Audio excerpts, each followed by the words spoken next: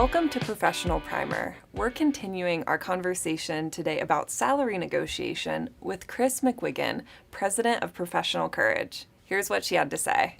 So I'm curious, how does salary negotiation differ depending on what stage of your career you're in? Let's start with like young professionals, someone who probably hasn't negotiated salary before, or if they have just once or twice. Or maybe only talk to their cable service provider, right?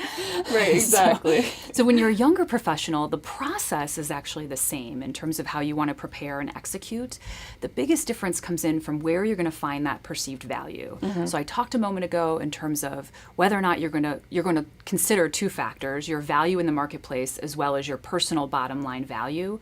For younger professionals, they're more likely to base their negotiation on that marketplace value, right, because they have less of a sense of what their bottom line value might be.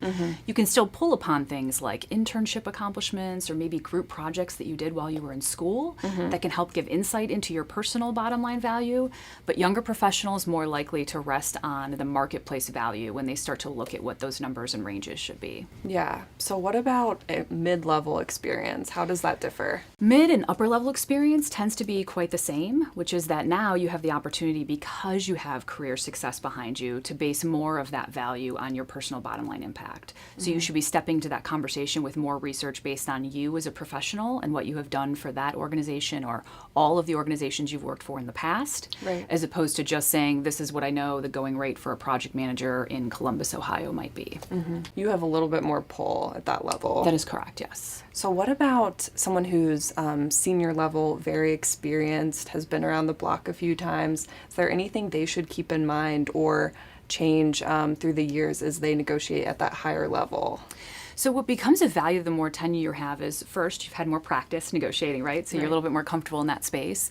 And you tend to, further in your career, have a stronger sense of what your personal negotiables and non-negotiables are. Right. Also, I think at the executive level, they have a stronger sense of the other things that can be negotiated. It's not always about money. So when you look at, flex time, remote work, telecommuting, stock options, vacation time, there's so many different options that you can throw into the table to negotiate along with your salary that executives tend to have some more experience and more insight into those pieces, so they negotiate a stronger overall compensation package.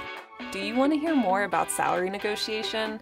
Subscribe to our podcast in the show notes to hear the complete conversation.